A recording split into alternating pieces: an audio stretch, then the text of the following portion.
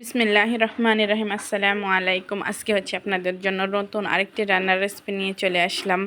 এখানে দেখতে পাচ্ছেন কক মুরগি, তো ডিম হয়েছে, ডিম সহ কক মুরগি 2 থেকে আড়াই কেজি ওজন মনে হয় হবে মুরগিটা। তো হচ্ছে আমি মুরগিটা প্রসেস করে নিয়েছি। এখানে হচ্ছে আদা রসুন বেটে নিয়েছি, জিরা বেটে নিয়েছি, একটু জয়ফল এবং জয়ত্রী বেটে নিয়েছি, সেটা আপনাদের দেখাই দিলাম।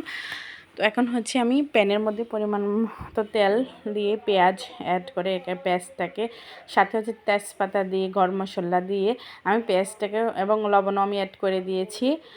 তো হচ্ছে লবণটা এই জন্যই অ্যাড করে নেওয়া, তাড়াতাড়ি পেঁয়াজটা যাতে ব্রাউন কালার হয়ে যায়, সিদ্ধ হয়ে যায় তো হচ্ছে আমি ভালোভাবে, যে দেখেন আমি এখানে দিয়ে দিচ্ছি সবগুলো। তো হচ্ছে এখন ভালোভাবে নেড়ে ছেড়ে এখন হচ্ছে এটাকে আমি ভালোভাবে ভেজে নিচ্ছি। তো ইতিমধ্যে যে আমার পেজটা আপনাদের কাছে ভালো লাগে, অবশ্যই আমার পেজে লাইক কমেন্ট শেয়ার করবেন, অবশ্যই আমার পেজের পাশে থাকবেন। সবাইকে ধন্যবাদ জানাচ্ছি আর সবার কাছে আমি কৃতজ্ঞ। তো এই যে দেখেন আমি আস্তে আস্তে নাড়াচাড়া দিচ্ছি। আর তারপর হচ্ছে আমার পাশে আমার বড় ছেলে চলে আসছে।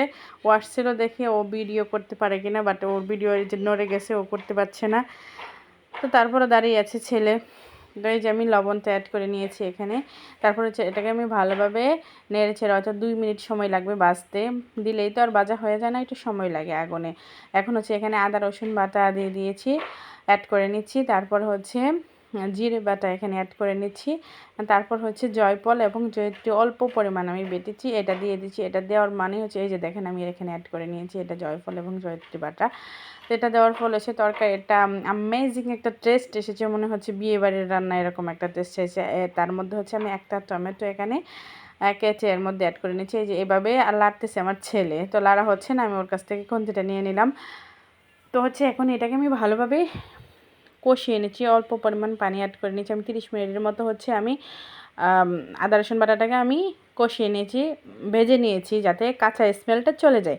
তো হচ্ছে এখানে আমি লাল মরিচের গুঁড়ো, হলুদের গুঁড়ো, ধনিয়া গুঁড়ো এখানে দিয়ে আমি ভালোভাবে মশলাটাকে প্রায় 5 মিনিটের মতো আমি মশলাটাকে আমি কষিয়ে নিয়েছি, যাতে মশলা থেকে কাঁচা গন্ধ চলে যায়। তো ইতিমধ্যে হচ্ছে আমি আবার আমার কষিয়ে নেওয়া সুন্দরভাবে দেখেন আলতো হাতে আমি কষিয়ে নিচ্ছি। তো আমার কষিয়ে নেওয়া হয়ে গেলে হচ্ছে আমি এর মধ্যে আমি মুরগির মাংসগুলা এখন এর মধ্যে অ্যাড করে নেব। তো সবগুলো মাংস আমি অ্যাড করে নিয়ে হাতের সাহায্যে ভালোভাবে নেড়ে ছেড়ে এটাকে আমি কষিয়ে, যেহেতু আমার মশলাটা ফাইনালি ভালোভাবে কষিয়ে নেওয়া হয়ে গেছে, আর এর সাথে হচ্ছে স্কিনগুলো আছে, তো স্কিনের সাথে মনে করেন অনেক তেল বের হয়ে যায়। তো এই জন্য হচ্ছে আমি তেলটা পরিমাণে অল্প একটু কম অ্যাড করেছি, চামড়ার ভিতরে থেকে অনেক তেল বের হয়। তো হচ্ছে দেখেন আমি এখন আমি এখানে পানি অ্যাড করে নিয়েছি, বেশি করে পানি অ্যাড করে নিয়েছি। পানি অ্যাড করে নিয়ে হচ্ছে ঢাকনা দিয়ে ডেকে আমি ভালো করে এটাকে রান্না করে নেব, জাল করে নেব।